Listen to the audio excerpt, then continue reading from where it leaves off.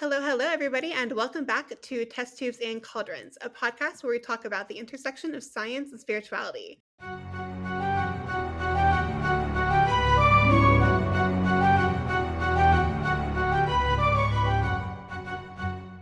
This episode is going to be a little different from ones we've done previously, and we're very excited about it. But before I kind of go into what we're going to be doing this go around, I'm going to hand it off to Fel, who will do our What Happened on This Day, and it is currently May 9th. So, Fel, go ahead. All right, so what happened on this day? In 1893, the first motion picture exhibition was given in New York to an audience of 400 people at the Department of Physics using Thomas Alva Edison's kinetograph.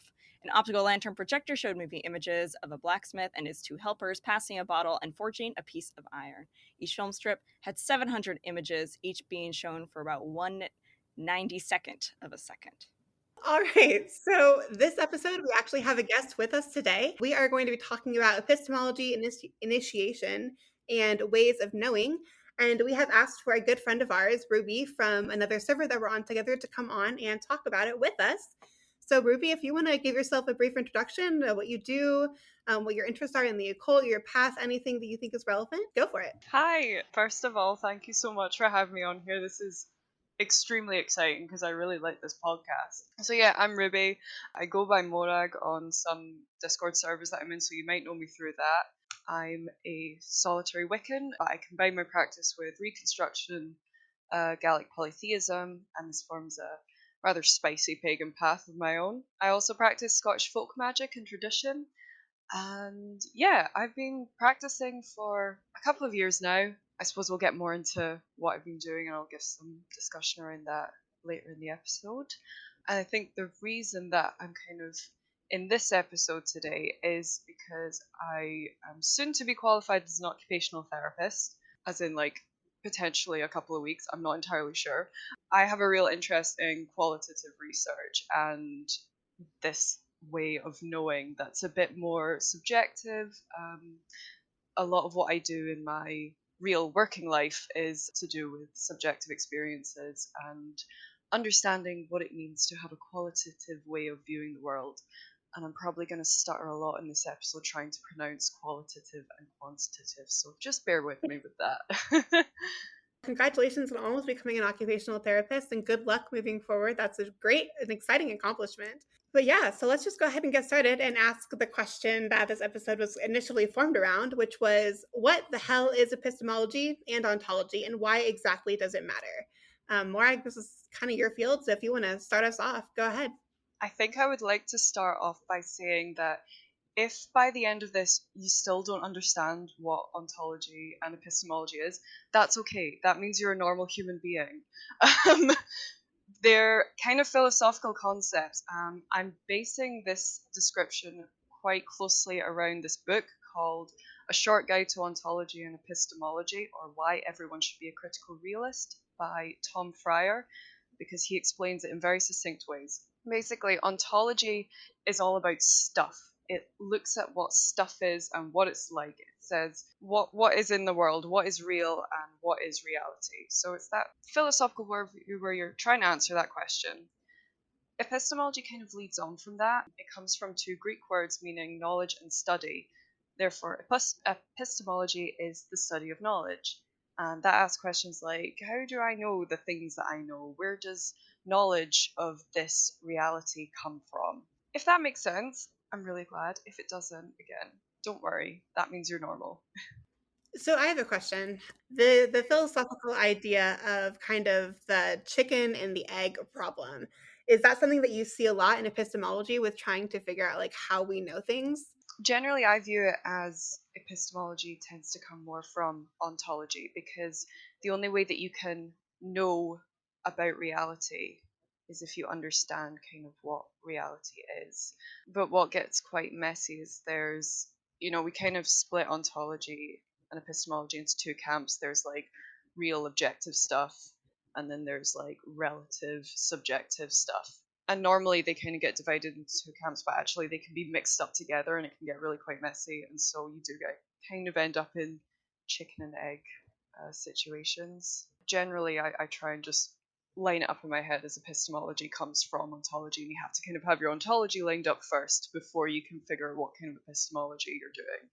I found a diagram that I thought was quite useful, and it basically takes you through from ontology. So, as Ruby mentioned, it's kind of what do you know? Epistemology is how we know it, and then that informs our methodology and our methods. So you can kind of see how this is really relevant to us as scientists or even as occultists, because we're thinking about the methods we use to understand the world, which is again informed by these two philosophical paradigms. So in the sciences, a really relevant dichotomy might be empiricism and rationalism. So that sciences are very obviously based on very empirical paradigms. We're dependent on sensory information, things that we can sense, things that we can detect and measure and quantify. Whereas a more rationalist paradigm might assume that we can know something without that requirement for a sensory experience. We might rationally deduce it, or we might know it, kind of innately intuit it.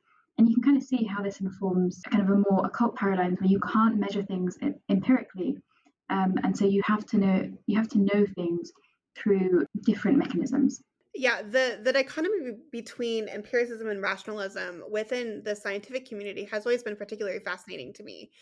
And ultimately, I think we learn the most when we find a balance between the two. I don't really think anybody can deny that there are things that feel right or feel wrong, or these innate senses, your gut feeling, if you will, that people have about something. And in many cases, this is actually corroborated by biological or physiological phenomena. And that together shows how these two are synchronous in a way. Too much rationalism and you end up dismissing any kind of experiential information, which is absolutely valid. Don't ever forget about Isaac Newton observing the apple falling from the tree as the basis for the theory of gravity. That was it was an experience, right? Watching the apple fall that then informed much of the rationalistic thought that followed. But also too much empiricism, and we get lost in kind of the clouds of what is realistic. So I think the balance is really what is best for both the scientific and also occult practices. Too much in either side can be problematic. Ruby, I wondered if you wanted to touch on realism and rationalism as well, because this is kind of relevant in our discussion of epistemology, and how we understand these two terms and how they're relevant in the occult. On the one hand, you've got realism or rationalism, positivism. They kind of, I know they do mean different things, but I'm kind of grouping them all together just because that's how I remember them. And that's the very classical science point of view, right? It's, when you've got modernism, that movement came about and they were like, we need to find an objective reality. And so that ontology poses that there is one single objective reality. It exists whether or not we are here to experience it. And therefore, the epistemology that comes from that is trying to measure that, trying to find out what that real reality is and not have our own biases and things influencing us. And that's where the scientific method comes in, which you've discussed quite a lot in previous episodes, and really, really lovely discussion in that. So yeah, the other side of that is saying that actually we cannot experience the world necessarily without having our biases and without having our own subjective experience of it. So that's where you've got relativism, which is the other side.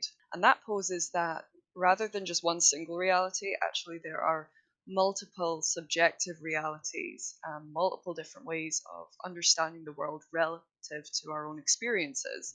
This is where things like social constructionism comes up, where, we construct the realities by being in social circles. The way this was explained to me was thinking like the Matrix. We can only see the world as our eyes perceive it, as our ears hear it, as all this feedback comes in and our brains process it. And that is reality. And if you're not getting any of that feedback, if you're not getting any of that information, then does reality exist?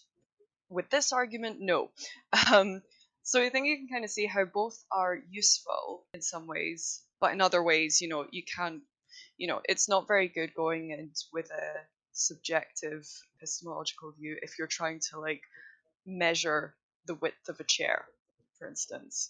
The chair's there, you want it to be solid and you want to be able to sit on it. So what are you getting if you're trying to measure it with?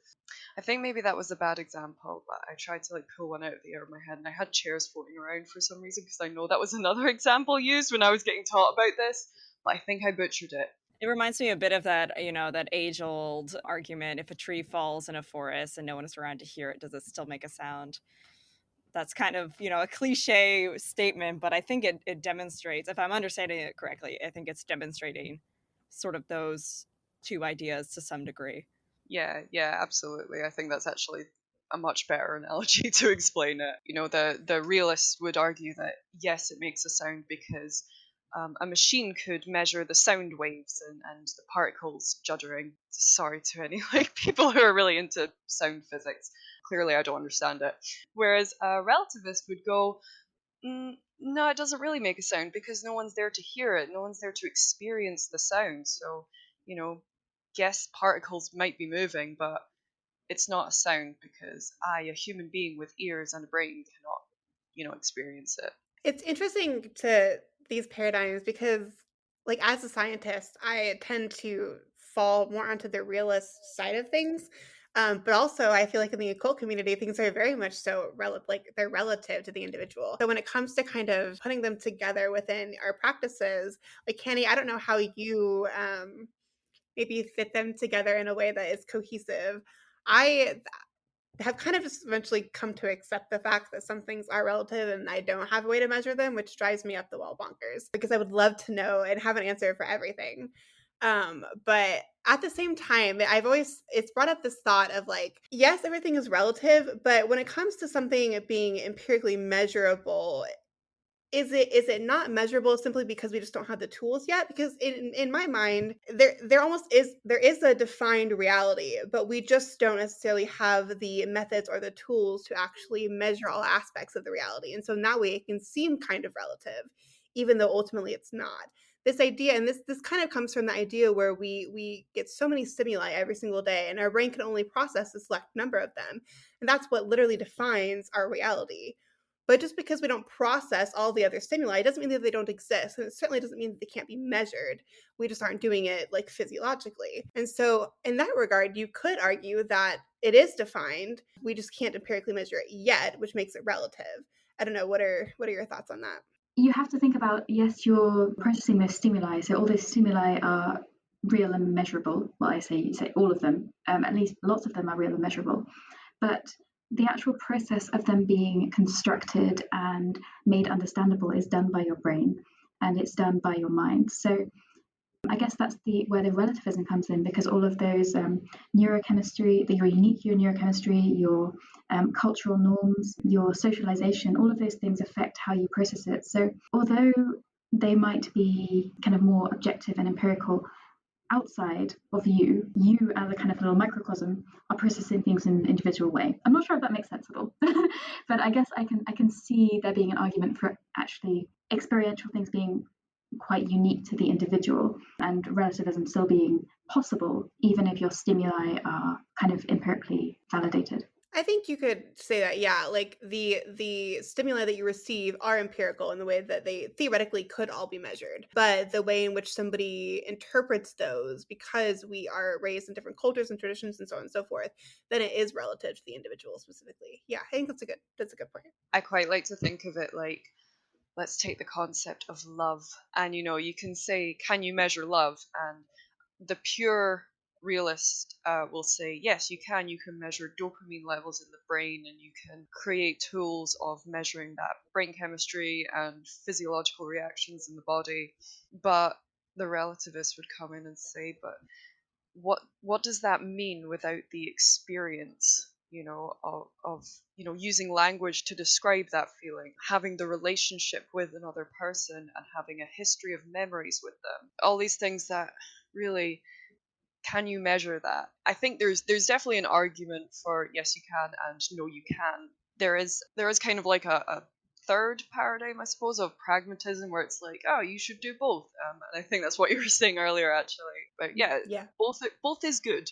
It just really depends on what specifically you're looking at. I think if you're looking at certain types of data, certain types of methods are going to be more appropriate. You've got these two types of data methodologies and methods that come from relativism and realism, and that's qualitative and quantitative.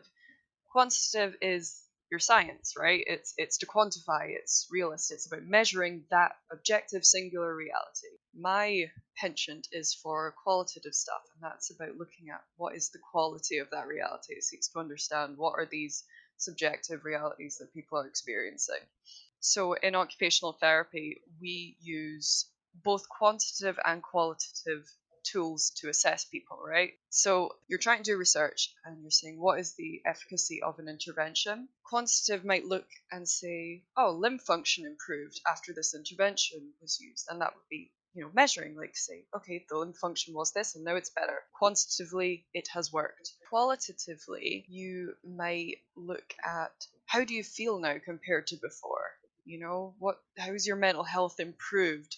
And it's really hard to measure things like mental health improvement with, you can use scales and stuff, and that's the pragmatist view where it's kind of in between. But yeah, you wouldn't really go in trying to measure brain chemistry to see if an intervention in occupational therapy has worked. I think that would be a bit invasive and silly. Rather than just asking someone, hey, how do you feel now? What's better? What's worse? What was your experience getting this intervention? And then if they're like, yeah, it was really good, I feel so much better now, then you're like, okay, qualitatively, it worked. Yeah, I just want to kind of butt in with a question really quickly. But so one of the issues that I see, especially in my own laboratory with the qualitative observations that we make with some of our data, is people often, throw in, well, like you were biased when viewing your data, you've read into what you're seeing, and so on and so forth.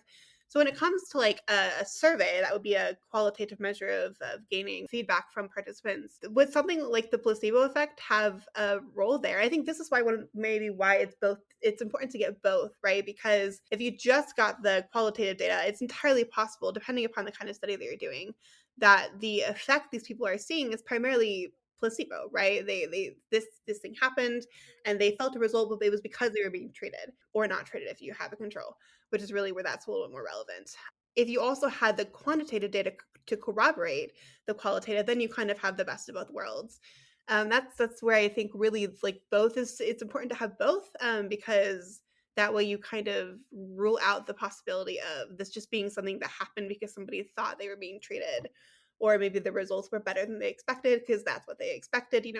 Just what I'm saying makes sense. I can't tell. No, it absolutely does. And do you know what, that is quite it's a contentious issue that does come up in discussions of interventions and research, especially in the social sciences. I think when it comes to things like placebo, it's very much about that's taking a very realist point of view where your say medication. I don't think medication should be looked at qualitatively because that's not going to give you the answer that you're really needing, right? You want to know, does this drug have the desired effect on this thing in the body, right? And I think you need to go in looking for placebos there because you're wanting to know, like, is this actual treatment the thing that's helping here? Whereas when you've got things like therapies, there's a lot of stuff where, arguably it's just the presence of a therapist that's, helping someone. For a lot of people, it's just having someone in the room and listening to them talk. That's the thing. It might not even necessarily be these interventions. And the qualitative researcher says, well, let's embrace that aspect of it. Let's embrace the fact that you need another person there to have the desired effect. Maybe it is placebo, maybe it is. I think you see that a lot actually with homeopathy, where people say, well, maybe it is placebo that's giving you the feeling of wellness after, having crystals on your forehead and stuff. I've never had homeopathy, can you tell? That's kind of where occupational therapy gets interesting for me, because there's kind of an embracing of both the qualitative, I'm a therapist in the room with you and I'm giving you my time and attention to create some kind of socially constructed experience here that's helping you, but also I'm trying to use some sound, well-researched interventions that are proven in some way to have a good effect or to give you a better occupational experience. Does that answer your question? Yeah. I just wanted to also butt in a little bit and say, I think qualitative information, it tends to give you a greater breadth of information. So for example, in the therapy example, you know more about the experience of the patient. You might learn more about what's happening in the therapy than if you simply took a single metric and say, okay, do you feel better? Yes or no. You're learning a little bit more about what their experience is like, what they learned, what they garnered from that. And obviously, we're going to think about these methods in an occult context. Well, that's really important because it's more about, did we get a result, yes or no? It's about how that affects our experience, what we understand from that, how it helps us to relate to other people or to the divine. It just gives you a lot more nuance, I guess. So I think definitely there's a place for qualitative research methods. I also wanted to ask Phil, because I know that you did a degree that was kind of in between sciences and arts, Yes, and I I think did. maybe I was curious to know what kind of methods you used during that.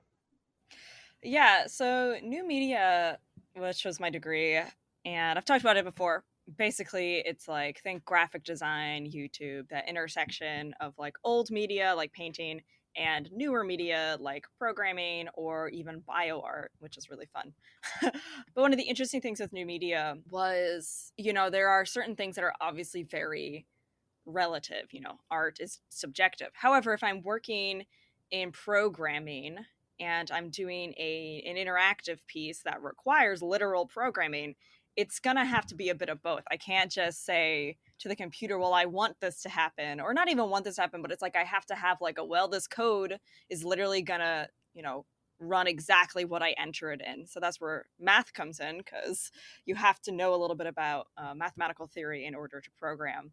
So there's an interesting intersection where like I'm trying to generate snow. Generating snow is so annoying.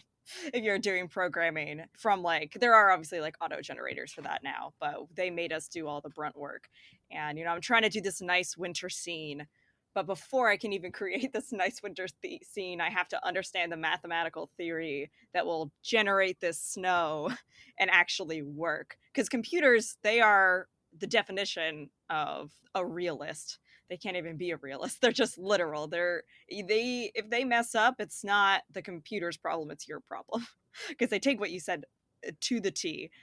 So that's very interesting for me, because when I would do art, or like bio art, for example, which I didn't get to do a lot of chance to do, but like bio art, you're working with chemicals or you're working with cells, and you have to have a basis quantitative research in order to then move these things into a subjective artistic field. Well, it was like Kenny when you did our TTAC play on the Instagram, right? Like there's like a quantitative, when you're doing it, you need a specific type of agar, a specific type of nutrients, the specific cell line that we were using. But like then we took that and it was like we made it into art, kind of like you were saying. Yeah, Fel. Like you need to have the quantitative understanding to make something a little more quantitative or artistic. So yeah, how might we use these two research methods in the occult? I think Ruby, you had an example that you wanted to bring up. I don't know if I can really speak so much on using quantitative ways of knowing in the occult. I know in the past you've talked about like testing spells and having really neat records and everything of all the stuff that you did, and that's definitely a more quantitative method. But I had this thought of I don't really know anything about thelema, but let's say I want to understand it, I want to know it better. I can't really quantify thelema to understand it better. I mean, I could definitely try, but I don't think I'd get very far. So I think, okay, I want to understand thelema. I'm going to use a relativist, subjective, socially constructed way of understanding it, right? There's lots of different methods in qualitative research. One of the main ones is phenomenology. This kind of emerged from philosophy, and it seeks to understand the lived reality of a person for understanding what is the phenomena as the person experiences. It's really complicated and messy and weird, and I don't actually think anybody gets it. I think they're all just pretending. But the way that might look would be asking a thelemite in some kind of interview to describe their experience. What is thelema to you? What is that like? What does it mean to be a thelemite? Another similar one is grounded theory, and that kind of emerged more from sociology. And that's where you collect data to build a hypothesis. The data can come from many sources, so that could be interviews, but also diaries, past research, and you're using it all and comparing it all to create a theory to explain the phenomenon that you're studying. So that could look like asking several thelemites from all different parts of the world, what's your experience of thelema? And then comparing it with literature. So I would read the Book of the Law and a bunch of stuff by Aleister Crowley and other thelemites that have written books. And from all this, I build a theory. Okay, this is what I think thelema is about. Ethnography is one that I find really cool, and it comes up quite a lot in, I think, pagan spaces especially. And that's basically asking, what's going on with this group of people? To find out, I will immerse myself and become one with them. So that would, I think, with thelema, that would look like me attending open rituals, and it would be me attending different groups where thelemites are converging, and I'm basically trying to not fully become a Thelemite, but experience Thelema with them and alongside them as part of the group. Ethnography is really cool, I think. There's a lot of it. There's a really shaky history with it and a lot of issues with colonialism, which I won't get into, but just to have that in mind that, there's issues with it which make it interesting when you're reading ethnographic research, because you've got to kind of bear that in mind, like who is the researcher in this. Ethnography kind of aims to cover that, but that's a brief summary of some ways of doing qualitative research, also how it could apply to the occult if you're interested. And now you know lots of ways to understand Thelema if that's your interest, so go for it. Your discussion of this is really interesting because I'm beginning to realize that much of the research that I do it's very falls within the grounded theory realm of things, like studying Enochian magic. So obviously we had the journals of Dr. John Dee, and then where he recorded all of his experiences. In addition to there's some like interviews and some books some like biographies that have been written on him. And that collectively together is very much the grounded theory kind of qualitative research. And I also see that with my study of alchemy. I have like the lab notebooks and, well, I don't know if they were called lab notebooks back then, but the data that alchemists collected, from so long ago, and then all of these handbooks that have kind of been written and guidebooks to help you understand alchemical concepts and apply that to the actual material world. And again, like it's that data that quantified data in addition to the experiences that many alchemists had. And I think it's interesting because it's when you think about the separation of alchemy and chemistry, really what the biggest difference is that chemistry is simply the science separated from kind of the spiritual experience. Like alchemy combined both. They did the chemistry, but they also incorporated the spiritual into it. And it's those experiences that like inner transformation that was amplified on the like physical realm put together that made alchemy. And once you remove that, it just became science. It became chemistry by itself. That was very interesting to make those connections. It's interesting because I would argue that like a lot of like Hellenism, for example, probably a lot of Reconstructionism in general is grounded theory, because a lot of Reconstructionists, at least in Hellenic circles, they look at votive offerings that are buried underneath the temple, or they look at historiographers at that time, their account of what is going on. So that's interesting. I would be interested to see if the intersection of, grounded theory and archaeology, if there is a hard line or, all of those kinds of things. Yeah, we read a lot of ethnographies in my classes, and they were always super fascinating. Like, yeah, we had some really interesting things that we read. Obviously, ethnography would not be possible with classical Hellenism because that's just not possible. But it would be interesting how people do that. Like they're like Margot Adler. I would argue that her book Drawing Down the Moon is an ethnography because she went and attended hand-fasted rituals, and she went to all these different parts of North America and different pagan groups and really immersed herself in them and like lived with them and attended all these festivals. So In many ways, I actually think the practice of ethnography would be really useful for many pagans because I know I have a couple of friends one in particular I'm thinking of at the moment, who did their doctorate dissertation about indigenous culture. And part of that was spirituality. And so they actually went and lived with tribes that welcomed them into the fold. And it's so interesting to see the perspective that they presented of their spiritual practices versus the point of view that many people read about, and it was incredibly different. And I remember sitting there and thinking, like, we have a very skewed perception of what their spirituality is. And granted, this was a very particular tribe, so it'll obviously be different for different groups of people. But I was shocked kind of by the misrepresentation that they've had within kind of non-indigenous spiritual like spaces, and people just have a complete misunderstanding of those practices. And it's like, before anyone speaks on a particular practice I don't think they're well versed in, I think like going and living with and immersing themselves in that culture would be a fantastic way of really getting a good understanding of like what they're really about. is lurking on Discord a form of ethnography? Yes, Listen, 100%. I'm part of a server that's specific for like Eastern traditions because my grandfather is actually from India. And so I do have like some root in Hinduism and practices in India. And I do kind of like lurk there to immerse myself in like the Asian and the Eastern traditions to try and get a grasp of like what they actually think of their culture and the spiritual traditions that they practice. It's been very enlightening. I learned a lot. So I have a question for you all, if we're finished here.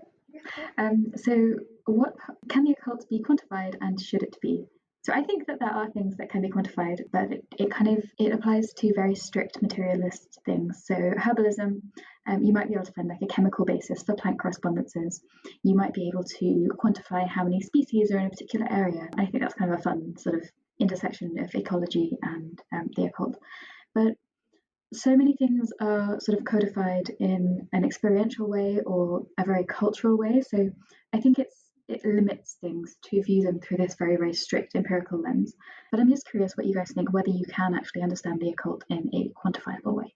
I think you're right, and I think there's definitely aspects of occultism and magic and spirituality that can be quantified, and you can count them and see them and say, okay, this will exist whether or not I'm here to see it and experience it. But ultimately, for me, it's a very qualitative world. It's experiential and subjective. I think it's quite interesting how occult traditions, when you think about it, they're built by people. They didn't exist without communities to create them and build them. You can't have a ritual without someone to write it, and without someone to think of the liturgy, and without someone to test it out and say, oh my gosh, I had an experience with a deity. And then, I think that's the thing as well. You can't prove or disprove the existence of God or the divine. You can't prove or disprove the existence of spirits. You can't prove or disprove the presence of energy in the metaphysical sense, right? Obviously, energy exists in a physics term, but when we talk about energy in the spiritual occult world, it's very different. We're using the same word, but it's a very different thing that we're describing. Two people in one ritual might have very different experiences, and I suppose if you're going by a quantitative way, you're basically asking, is one of those real and one of them isn't? Are they both not real? But if you're saying no, they are both real and they are both valid, then that's acknowledging the subjectivity of it. So that's kind of how I view the occult and spiritual world as a whole. It's qualitative. I think it's both. I think there are some aspects that are much more easily quantifiable than others. For instance, I think actually many folk practices are more quantifiable than maybe like ceremonial practices, simply because you work with things like herbs and you're making tinctures. And like herbalism, in my opinion, is much more quantitative practice because you can approach it very scientifically and methodically. And then when you're looking at like what kind of tincture to create to treat something, you're obviously looking at the physiology of the person and also the characteristics of the herbs, and all of that's coming in kind of full circle to create this like homeopathic remedy. But in the ceremonial realm especially, I think the occult is very qualitative and it's almost impossible to quantify, because trust me, I have tried. That was one of my biggest difficulties moving from folk to the ceremonial side of my practice, was that I was almost so desperate to quantify my experiences and like what I was experiencing and seeing as a result of things that I had done. And it was just like, but I don't have an explanation for it. And it still, again, drives me crazy. There needs to be an explanation. And it's always in the back of my mind that it's possible that there is an explanation. I just don't have a way to measure it. And that's kind of where I've landed. But in that sense, many of my experiences within the ceremonial side of things are very qualitative, and I don't really have a way to measure them other than like what I've personally experienced and noted down. I think astrology, and I bring this up because it's a very specific example that I thought of, is interesting because in some ways it is quantitative because it's based on the exact positions of the planets, and this also kind of influences planetary magic. So the positions of the planets, their degrees, where they are at a given time, that's all very quantitative. It's studied by astronomers, and they can provide us that information. But it's interesting when you take that and you put it into the occult, and the interpretation becomes much more qualitative. So when we look at like somebody's birth chart, for example, the degrees and the placements of the planets at a particular time, that's all quantitative information that we can measure and we can empirically measure. But when it comes to applying that to the individual and how it might affect their lives, that in and of itself is much more qualitative practice. And so again, I think it's a great example of one of those things where like astronomy and astrology like separated, but it has both quantitative and qualitative aspects. And so it's kind of those examples like astrology and alchemy that kind of combine the two for me. Like I do think they both have a place within the occult. And I think it also depends on where you land in terms of folk practitioner, ceremonial practitioner, but both your research will tend, or your experiences will tend toward one side or the other. When you're talking about them being both together and the relationship to herbalism and folk magic, that got me thinking about some plants. And actually, I think that's a really, really good point, because you've got some herbs, right? And they do have objective properties, and they have certain chemical makeups that have physiological effects, right? I won't go on about this too much because I know we just did a 2-part episode on this, but I've been reading about St. John's wort and yarrow. They're two of my favorite herbs. They have empirical effects on the body. St. John's wort, for example, is a mood lifter, but that, in a way, there's a relationship between that and the qualitative folk tales and folk beliefs about that. For instance, St. John's wort is supposed to chase away the devil, and it's supposed to keep evil away. Yarrow's very similar. It can improve circulation, but it's also really heavily associated with love and good marriage. And you think about good circulation, getting your blood flowing and everything. Okay, is that going to link to love in some way? And there's other things. It's a really good antiseptic and anti-inflammatory, and it's got associations of giving you courage and warding away danger if you wear it on you. So I think that's just a really lovely link between the quantitative and qualitative worlds in an occult, magic-y, spiritual sphere. So I'm really glad you brought that up. Yeah, I mean, I honestly don't have much to add to that. I mean, I think that's very, very true. And I mean, we touched upon this a lot in our herbalism episodes, and specifically, like I talked about how I have seen someone who practices Chinese medicine, for example, and I think that too can walk the line between qualitative and quantitative. God, I hate those words. I'm trying to, there's too many T's, and striking a balance between the two.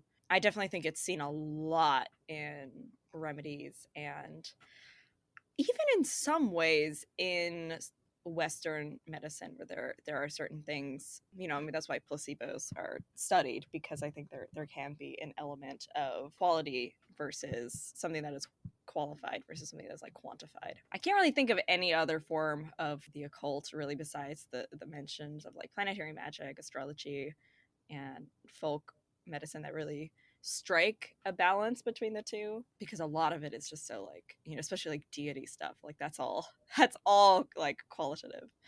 Yeah, so I think the next thing we're going to talk about is kind of do we use qualitative research methods in our research and in our practice? I try not to use qualitative information in my practice just because, again, like I like to have like a solid yes or no. And it's funny, if I had my grimoire nearby, I would show you, but it's very much so set up like a lab notebook. So every ritual has an intended purpose. I have the materials, I have kind of the setup, and then the actual ritual, and then I have like observations and notes and so on and so forth. And so in that regard, that's my to be quantitative, but quite frankly, especially recently, much of my research or my practice, sorry, is qualitative, and it's very experiential, and it's become more qualitative as time has gone on, just because what I'm doing now is so difficult to quantify. It's something that I just can't. It's not possible. Unfortunately, the angels and stuff that I work with won't bend to my will or anything, so they don't usually give me hardcore data, you could say. So yeah, I mean, it's very much so. Most of my practice now is based on feeling, interaction, and just overall experience, rather than any kind of like legitimate data that I'm receiving. So the only quantitative part is where the planets are at any given time, because that influences kind of when I do things. But yeah, that's really where I'm at in my practice. It's very much so qualitative and experiential at the moment, which I both love and hate. I think for me, it is really important to actually write it down so I can track it though. Like even if it is qualitative data gathering, the data gathering part, so I can actually look back and see, okay, how did this affect me? How did this work out? That's still quite an important aspect. I don't know if other people are a little bit more freeform, but I would say actually understanding how things evolve over time is still very relevant to my own practice. Yeah, actually, that's really important to bring up, because just because qualitative research doesn't rely on numbers and it's not the same kind of data, doesn't mean that documentation and effective good documentation isn't just as important. So I recently did a project which involved interviewing some people to get their experiences, and part of that involved recording the interviews and then transcribing all of it and then reading through it again and again and again. And from that, pulling out certain words, certain themes, certain things that were similar, some things that were different, mashing that together and seeing what are the core messages and meanings that are coming out of it, which is, it's difficult, but it's rewarding. But that kind of demonstrates the importance of writing and documentation. So I think even if you're using more qualitative ways of viewing the occult, your magic, good documentation is going to be important regardless. And being able to look back and say, okay, this was my experience then. What is different now? A lot of the books we read, I would argue, are qualitative data gathering, because they're all from they're records of people's experiences of magic. A book about Wiccan covens is attempting to convey the experience of working in this tradition. A book about crystals, it doesn't convey measurable data about the stones. It might, but not necessarily. Rather, what is the qualitative experience that many magicians have had with using them in certain ways? And a book of folklore is a collection of a culture's experience of reality, their stories, their spirits, their religion. As you say, some authors might use quantitative methods to measure, say, the efficacy of a spell. I don't think for me that would work so well, because I think I'd be focusing so closely on, like, is it working? What are all my controls and everything? That I'd actually be too worried for it to effectively work. I think I rely a lot on faith, and maybe that's not super sound magic, but the result is that it's effective for me. It works. So yeah, I find it really interesting the way that you guys work in that way. I think it would break me. I actually thought it was really interesting what you were saying about how you process qualitative data and how you sort of read through and sit with the text of an interview and kind of process that, because it reminded me of how I've heard somebody describe a kind of mystical reading practice. So they might do that. A Christian mystic, for example, was describing earlier today how they might sit and meditate and reflect on a Bible passage, for example. And I guess it just made me think that actually reading itself, as you mentioned, it can be a qualitative research method and it can be magical in itself. It's quite different to our idea of an experiential experience. What do I mean?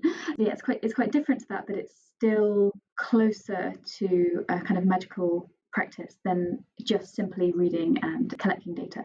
I think there's a difference between reading to gather information and also reading to enjoy the beauty of something, right? Because a lot of like older occult books specifically are written in such a way that the information is portrayed very beautifully.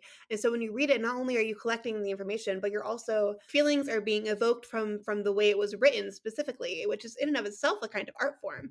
And so yes, I do think that I agree with you, Henny, and I think you bring up a good point that reading it's again a combination kind of. There can be a qualitative aspect to that in addition to a quantitative, or it can be more qualitative depending upon the subject that you're actually researching. It comes back to that distinction between, say, grounded theory and ethnography. I'm spitballing here. I suppose reading would be kind of the grounded theory approach, right? Because you're trying to make sense and make theories from other people's experiences as they've been documented. An occult book is detailing this, someone's experience that they've had, and you're trying to make sense of that. But ultimately, what a lot of qualitative research acknowledges is that you can't ever truly know what someone else's reality is. You can only try and get close using the language that you have, using the relative comparisons that you have. And so I think when it comes down to magical practice, you need to have an element of your own experiences and your own knowing. So I wonder what you guys think of that. What is the importance of your own experiences in that regard? For me, I was literally just thinking about this the other day. So I was recently just wanted to look into worshiping and working with some lesser known deities, specifically like Hyacinth or Hyacinthos and Brito Martis. And I was like really struggling because I was like really intrigued by their stories. And there was just so little information. And when I work with or worship deities or engage in a practice, I love to do like deep dives, like grounded theory, like learn everything I can. I'm not like, I don't remember if I brought this up on this podcast yet, but I brought it up other places. Like I don't consider myself a reconstructionist. I more go with the term revivalist because, I do a lot of like very weird practices that I sort of syncretize in myself. But when it comes to entities and deities specifically, I tend to work a lot with that sort of qualitative historical basis. And so I was like, I really want to work with these guys. They didn't have a cult, or if they did, a lot of their stuff was mystery traditions, which, obviously lost to time. Or it's just like they're mentioned here, here, and here, and in this poem, and that's it. And like there's no evidence of any worship at all, or like there's only mentions of a mention of a worship. So I was talking to some Hellenic polytheists earlier today about how to go about this, and they said that a lot of it was that personal knowing and really doing a deep dive on yourself, because since you can't do an external deep dive, so things like divination, praying, offerings, trance work, meditation. And that was really hard for me because I tend to go like really deep, so it's interesting to try to go on this intangible experience in order to potentially build up a relationship. I suppose it's about trying to acknowledge that we don't live in the past anymore. We don't live in the same time as these people. They are gone. But that doesn't necessarily mean that we can't bring them into the present day. I quite like that. Traditions do change and evolve, and we kind of do need to create our own. As I said, I kind of feel like they're constructed by the people that do them. It does make pure reconstruction and emulating the past so much harder. But yeah, I want to throw in Ronald Hutton real fast. He's great. He has a really nice way of viewing sort of modern paganism and witchcraft as this flexible thing where you are working to be accurate and close and respectful for the history and what it meant, but actually try and embrace and enjoy the modern stuff that's all mixed in with that. And I work with I work with a very Scottish framework, which is hard in some ways on the pagan side because there's very little going on in Scotland record wise. A lot more Irish stuff, which you kind of have to bring in. But I'm also a Wiccan, so that's a very, very modern religion, and you kind of have to smush them together. And I don't know. I had my own internal conflicts about that for a while, but then I just said, screw it. This is fun. I think that was a slight tangent, but it was a fun one. So there you go. Actually, no, that moves us pretty perfectly into kind of the next topic, which is experiential knowing. I think it's funny because I know within the occult, like at least in my experience, it's very common to hear people say, if I told anyone about this, they think I'm crazy. And I had this thought a lot, especially recently since things have become more experiential. There are spiritual experiences we have that are just simply impossible to describe using the language that we have available to us. And these things just have to be experienced to be believed, which makes it pretty much impossible to quantify. And the closest you can get to any kind of quantification is having your personal gnosis become verified gnosis through other practitioners. And that's kind of what I've found a lot through planetary magic, especially. In planetary magic, each planet has an intelligence and a spirit, sometimes multiple, depending on what you're looking at. And there's very little written about the distinction between the intelligences and the spirits. The general accepted theory is that the intelligences represent kind of the benefic side of the planet, and the spirits represent the malefic characteristics or side of the planet. But quite honestly, in my own practice, the best way that I've come to know their energies has been through meditation and working with them. And what I've experienced, thankfully, has been very similar to other planetary magic practitioners that I engage with outside of our Discord servers, just to corroborate and be like, okay, this is what I experienced. Have you experienced something similar? Please tell me I'm not crazy. And with Enochian, it's been very similar with that, with specific angels that I work with. It's like, okay, I got this vibe from this dude. Did you get the same thing? So yeah, I think experiential knowing is very important, and it's nice when it is verified by other practitioners. But I do want to say that it's not a bad thing if it's not verified. You can have unverified personal gnosis based on your personal experience, and that's still equally as valid. But I know personally, it's nice to get some kind of corroboration that what you're experiencing is something that many people have also encountered.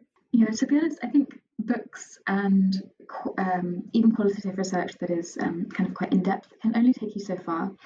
I guess I'll bring herbalism up as an example because although we've referred to it as quite a paradigm that's quite easy to quantify, the spiritual side of that is still very, very much grounded in experiential knowing. You can take a herb and physically feel a very different experience to somebody else. Knowing the spirit of that plant is it's quite an intimate connection. It's something that only you are really going to be able to experience. The trance work, the visions that you see, the dreams that you have, if you take a mugwort tea, for example, it's all going to be very unique, and it's going to build your experience in a unique way. So yes, I think it's useful to look at correspondences and things and look at other people's experience to know what to expect. But ultimately, it's your practice and it's your experience, and you can't discount the actual doing. Here's an interesting quote that I was reading today. It's from an essay in a journal. It's called Devotionalism, Material Culture, and the Personal and Greek Religion. And I thought this was a very interesting quote. So it says, votives and offerings provided ancient Greeks with a way to mark a relationship with special powers, but also served a means for expressing narratives about that experience. Archaeology and inscriptions reveal the individual's power and agency in making religious worlds, as well as the importance of versatility of narrative in these efforts. Narrative provided individuals with a place to play a leading role in the telling of their own religious story and understanding of the divine. And I was like, wow. I don't know. I really like that quote. I liked the idea of becoming a leading role in telling your own religious story, and also the making of a religious world, and how, even if it appears to be connected to the public, ultimately a lot of that narrative happens in the private between you and the divine. I love that. Thank you so much for sharing that. That's so cool. I really like it. Yeah.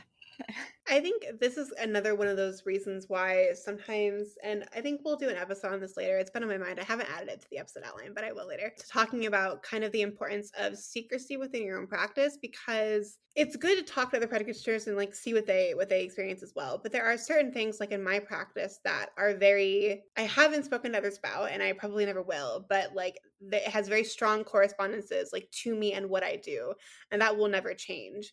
And in some ways, there are some things like that I think should be kept quiet. And also, like one of those things where if you have a correspondence that you, based on experience, completely disagree with any kind of like written correspondence, that is totally valid. Please don't think that you need to throw that away and accept what most people are saying to you. Um, but it might just be one of those things you keep close to yourself, and that's just like a very personal like gnosis that you don't necessarily feel the need to share, and you just use it that way because that's how it feels to you. That's super valid, and I think sometimes we maybe jump on people a little too frequently for having correspondences that differ from what's widely accepted, even though we always say that it's so individualized. And it's like there needs to be a balance between like, yes, this is what's commonly accepted, but like also what you're experiencing is totally legitimate. And if that's what you use as personal gnosis, that's like valid. Please keep doing it. So you brought up secrecy, and I think that's a really good jumping off point for talking about initiatory traditions, because like in a way you can think of that as a very extreme form of secrecy. So does anyone want to start us off with what is initiation, and why does it happen? Why do these traditions exist in the occult? Yeah, Morag, you're the Wiccan here, so.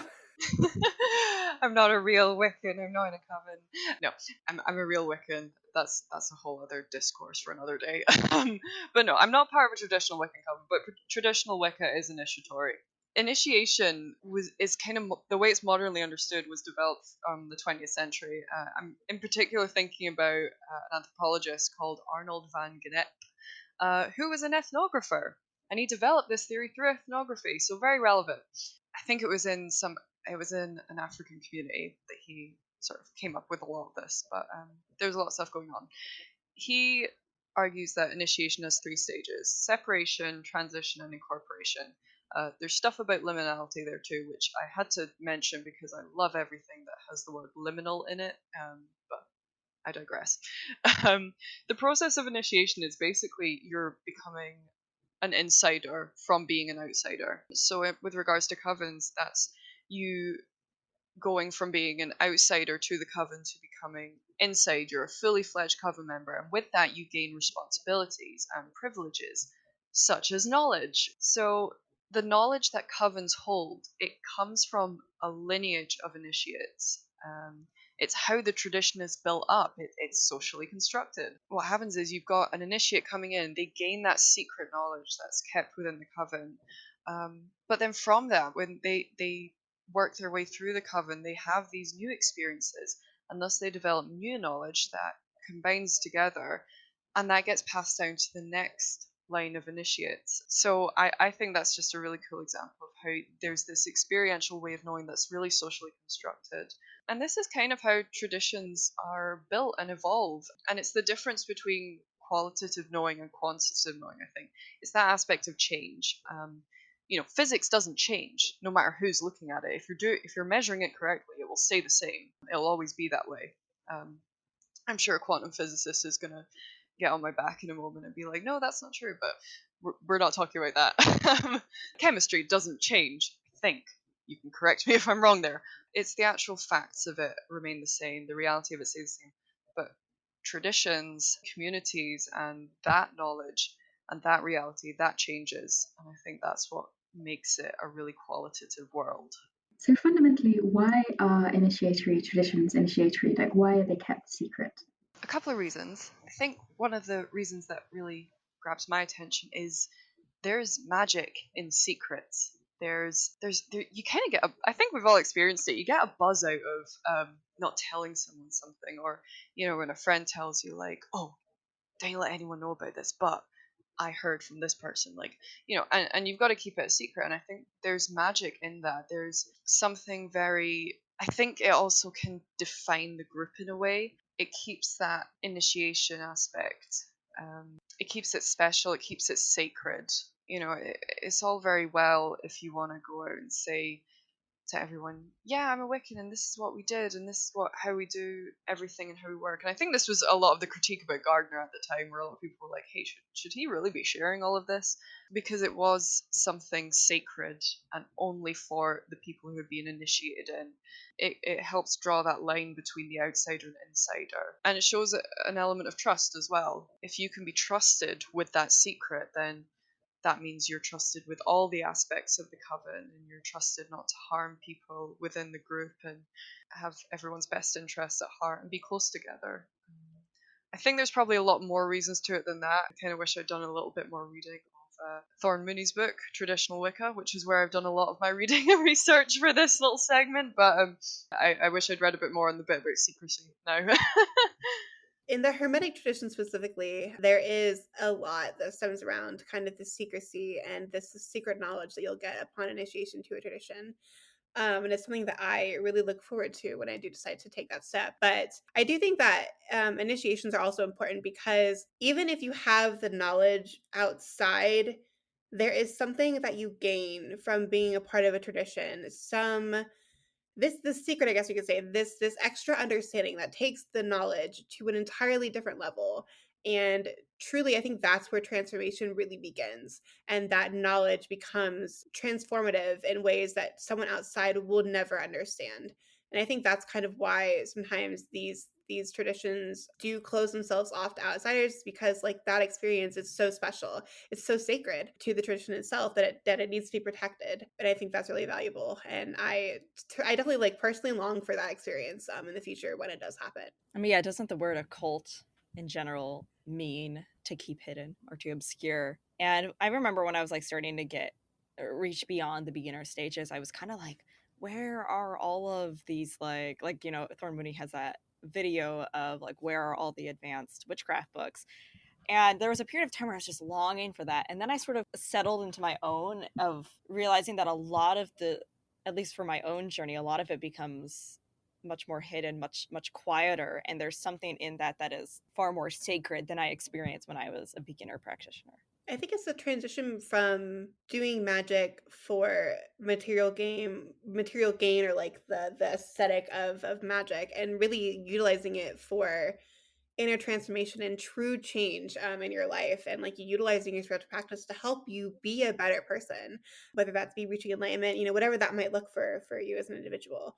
That's something what I've experienced in my practice is I quickly moved away from the folk practitioner side of things because it felt very shallow.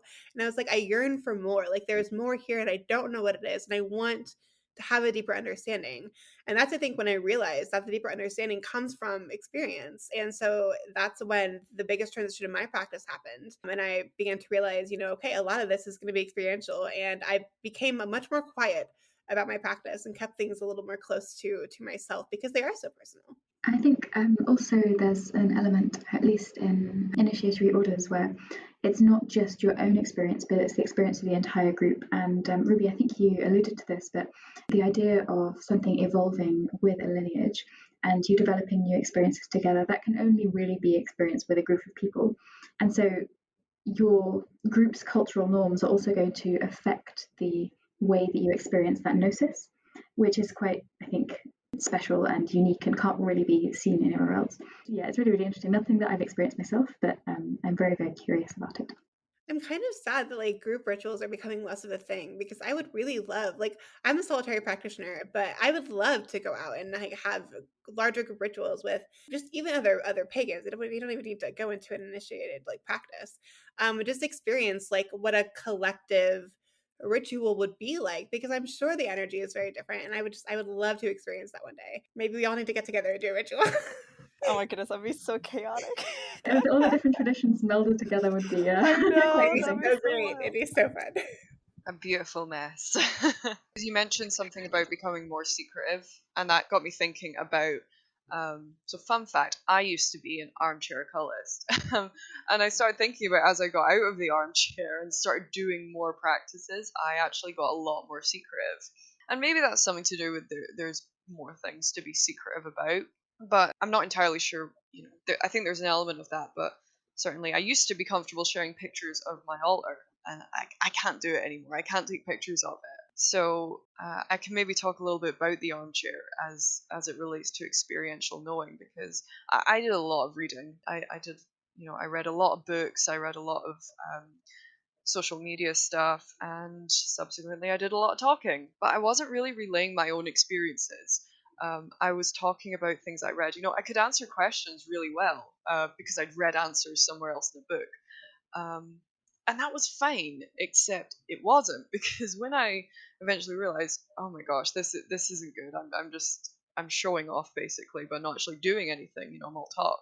I did force myself out of the chair. I started doing daily practices. I started doing weekly rituals and everything like that. My eyes were honestly open to completely new ways of knowing and understanding magic and divinity. And yeah, as I mentioned, the qualitative research postulates that we can never truly know what other people know. We can get close to their reality, but we'll never really get it. And so, yeah, with that said, we need to have our own experiences. Arguably, that's why there's very few advanced books on witchcraft, for example, because so much of being an occultist and learning on these paths is about doing. And once you've got past the beginner stages and you've developed a regular practice for yourself, you're going to have these really personal experiences that really cannot be translated super well to other people. Maybe that's one of the reasons that there's not many advanced books on witchcraft. There's probably a whole host of reasons. This also was inspired by a discussion on Discord the other day. But yeah, I don't know what you guys think about that in the armchair, whether you've experienced that or if you can relate to it in that way.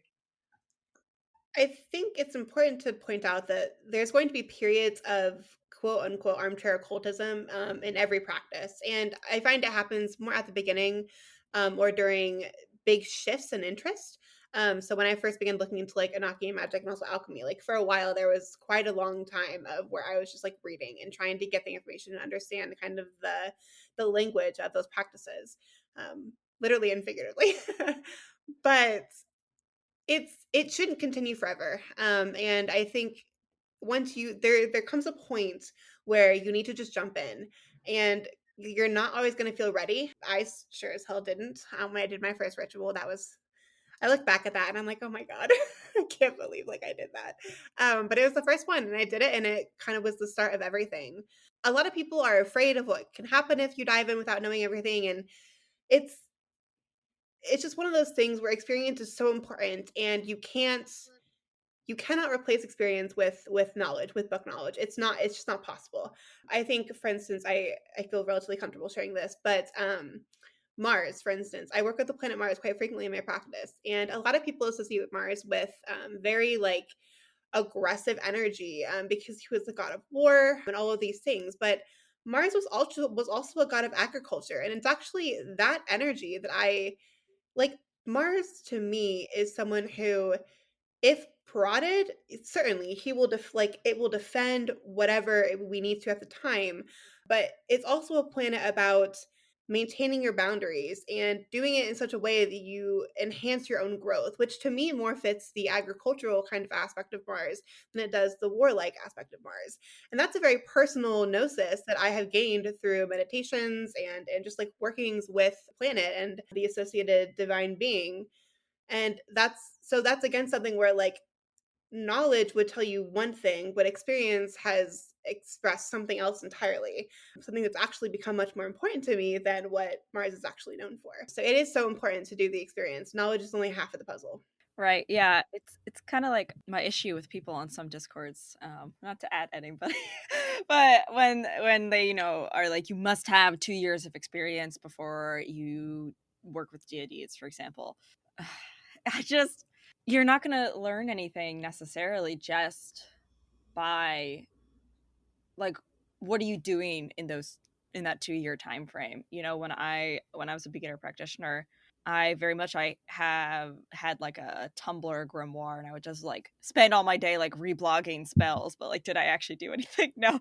And it wasn't until I started doing it that I realized that I didn't connect with that form of witchcraft. And then when I started working or looking at deities more and just sort of decided to jump in, that's when I really came to Hellenism and actually changed my path. And I had wished that I had worked with deities sooner. So I think a lot of people think they just like fearmonger to beginner occultists, and really like you're not gonna learn what not to do until you make that mistake. I mean, there's if you're definitely, people shouldn't jump in and start doing like demon blood magic. But there's I think people get kind of caught up in this idea of certain things being advanced and then not realizing that there's more to it than that, or that people can have different experiences. Yeah, I don't even mind sharing, but I tried to do a ritual yesterday and it was a new one and it didn't go well. Nothing happened. I called on these entities and I got nothing. I tried to do divination and the reading was like, this makes no sense. So yeah, but I'm glad that happened because it meant that I can look into lots of things that I need to learn now. And I'm like, okay, here are some reasons it went wrong. And I wouldn't have known that if I had only read about the things in a book. So yeah, super relevant. It's okay when things go wrong. I think the armchair thing is really interesting for me, and I think definitely it's worth pointing out that there should be a balance between the two, because I came from the opposite way around, where I came into Hellenism and I learned how to worship, and I was reading all these myths and stories, and I was just worshiping and doing all this deity work, and like really early on, without really knowing that the occult was really a thing, without knowing about occult books and communities. I was kind of purely in classical texts, so I had no idea that all these things were considered kind of dangerous and difficult. But it has very much expanded my practice to read more and discuss more. I just think it's funny that people fear the experiential when really the experiential has a lot to teach you, and you can't have one without the other. I don't think. I think it's you have to learn from other people at some point, and you have to learn from what came before you. But that you shouldn't discount your own feelings and your own experiences because they are so integral to your practice. It's one of those things where, and this is what I tell people when we talk about things like deity work or what would be considered, more dangerous practices. Um, as long as you have done the appropriate research, that you are well informed going into what you intend to do, then go for it. Like if you've done your research on a deity, or like say you want to work with demons and you've done your research on demons and you understand kind of the process of contacting them, like you looked into Solamic magic if that's how you intend to do it, and all of these things, and you've prepared yourself, then do it. I'm not one to tell you not to do it. But that's the thing, and you will be the person who knows when you are ready, and nobody else should really have any say in that. And so when people do this whole fear mongering thing, if you should wait until 2 years into your practice, whatever, like that's not true. You know when you're ready, and so let yourself be your guide. You have intuition for a reason. Listen to it. Your own intuition will guide you. Okay, so let's go ahead and move into our last topic, which is the transmission and evolution of knowledge. So the evolution of like family traditions, oral traditions, cultural norms, how all of that has evolved over time. I'll start, I guess. Written word is merely one format of sharing knowledge, but enshrining the ideas in physical format does make them more permanent, tangible, and arguably less fluid. And this is actually one of the reasons why I think many traditions began to write things down, because we've been losing important information from traditions for many, many years. And I recently was talking to a friend about this, but Sanskrit is a good example of this, because it's been considered the language of nature because the phonetics are said to come from the vibrations of nature itself. And I find that to be incredibly beautiful. And that kind of energetic importance in terms of speaking the language is nearly impossible. Actually, I would argue it is impossible to translate into a written language. And so when it comes to then learning Sanskrit as a written language, you kind of lose the essence of the beauty of the speaking it, that phonetic importance that was so crucial in the original language. And I think that's really a shame, which is why I kind of wish we did both oral and written traditions and we kept both, because I think they have equal value. Even like Egyptians, when you look at like hieroglyphs, right? A lot of that imagery, we don't necessarily have all the information to fully translate and understand that language anymore. And it's really unfortunate, because if I could go back and learn like hieroglyphics, you bet I would understand some of the ancient like texts that I have looked at. Yeah, I find it really interesting. So I'm a Gallic polytheist. The pre-Christian Gaels and the Celts did not write things down. They were notoriously bad for it. They, I think I read recently that they weren't, that certainly the druidic classes, i.e. the lore keepers, if you will, were not actually illiterate for the most part. But there was a real holding on to purely oral traditions. And there's a lot of theories about why this was. A lot of people believe that the Celts regarded their lore and wisdom as really sacred, and writing that down would almost degrade the sacred nature of it. There's also the theory that they didn't want to make it accessible to outsiders who might degrade or incorrectly use their knowledge. They didn't want their oral memory to be threatened as well. There's a lot of really useful things you can get from oral tradition. I think that change and that fluidity that we discussed earlier. Storytelling as well is really embedded in a lot of these cultures, and there is a fluidity to storytelling. And I think if you've ever heard a professional storyteller, then you can really experience a really distinct magic that that doesn't come from reading about it. And I actually know modern storytellers who refuse to have their stories recorded or written down as they're telling them, because it might take some of the magic out of it. But in a more secular way, I think a lot of people wouldn't maybe put it that way. So yeah, there's definite value to oral traditions and ways of looking at written work, but there are a lot of drawbacks to, as experienced with the Celts and the Gallic polytheists like myself, because we have to rely a lot on what the Romans wrote about them, which has its issues. I think. I don't know if you guys want to talk a bit more about that. I mean, I don't know too much about Gaelic or Celtic polytheism. It's interesting too, because a lot of the early historians on the Greek religion were Roman, so you get some really interesting accounts where they're very unclear or just straight up wrong about something, and you're like, okay, is this right? Or they conflict each other. But something that I was thinking about as we were sort of talking about mystery traditions and initiation, and then also oral traditions, is there are certain things like, for example, the Eleusinian mysteries, like we think of as like Attica and Athens as being like really, really well documented by both the Romans and by themselves. However, the Eleusinian mysteries, they weren't just some like small tiny little cultic thing. They were so much at the heart of Athenian culture and, well, Hellenic culture in general, and we know like nothing. Like what happens, like we know a bit about the procession, but once they get inside that temple of the two goddesses, Demeter and Kore, we literally don't know anything that happens, which is just insane to me, because they happened for like hundreds and hundreds of years.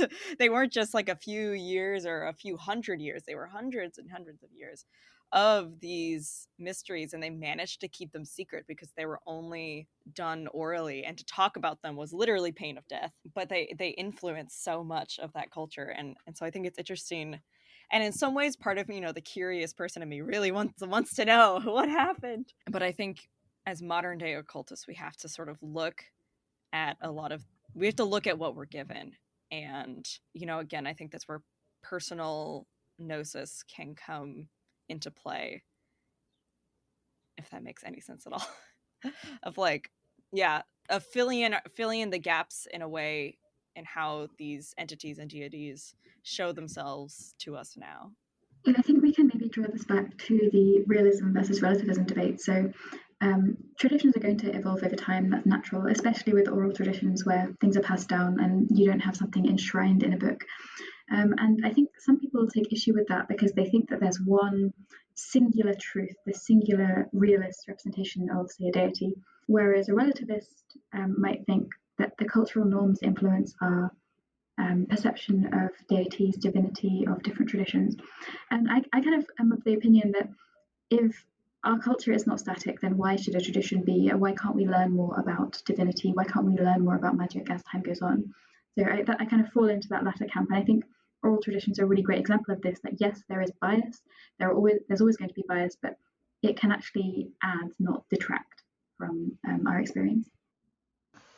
Yeah, that kind of links to something I was reading about recently, where there's this critique of a lot of contemporary folklorists. Particularly, I'm thinking in the camp of people who, kind of early anthropologists, sort of 19th, 20th century, who went out and tried to document fairy folklore and traditions from Scotland. But the critique of them was that if you write it down, then it becomes the truth, and then it becomes static and it's still, and that's the way it's done. But a lot of people would say no, that's never been how it's worked. These have always changed, and it'll change depending on which town you go to, which street you go to, which family you talk to. So I think that's quite an interesting link to that contemporary critique. On the other hand, I'm really glad that the folklorists did go out and write stuff down, because I think otherwise it would be really hard, for instance, to preserve some traditions that are dying out now. And it would also be really hard for me to learn about some cool, interesting seining practices, for instance, or some specific charms that otherwise I wouldn't have inherited through a purely oral tradition, because they don't come this far south in Scotland, just as an example. I think it's really important to remember also with the transmission of knowledge throughout time is that when a lot of people write these traditions down, if they're not from that particular tradition, we're getting a skewed view of what's actually happening there, right? And so when you do read something like that, it's important to kind of keep that in the back of your mind. And this is why I always encourage people that, if possible, go talk to people from specific traditions and practices and see what they have to say and get their perspective, because in a way, you could argue that they are living a more authentic. I say this, but it might not necessarily be true. You could argue that they're living a more authentic version of their tradition than you might find written down in a book.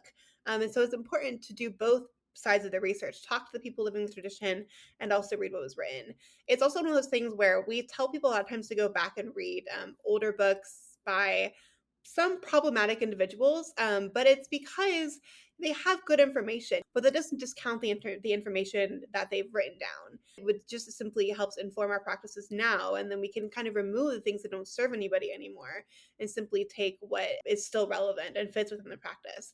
So when you are reading and researching, just keep those kind of things in your mind. Think about who wrote this information, what kind of biases they might have had, were they connected to the tradition, were they not connected to the tradition? And don't be afraid. I see this a lot in occult circles when people say, well, oh, you shouldn't go read X, Y, and Z. It's like, well, I disagree with that. I think we should read problematic authors. Just keep in mind their background and make sure that you're not taking anything from that is problematic. All right. Kind of just last thoughts. Let's wrap it up. Yeah, hopefully we've demonstrated to you that science isn't the only way to know things, although obviously, as host of this podcast, we love science. It's not the most valid way to understand things. It's just a paradigm that produces a material knowledge that's logically consistent within its own system. It's first and foremost a method that we can understand the world, but there are so many other interesting methods that we can use.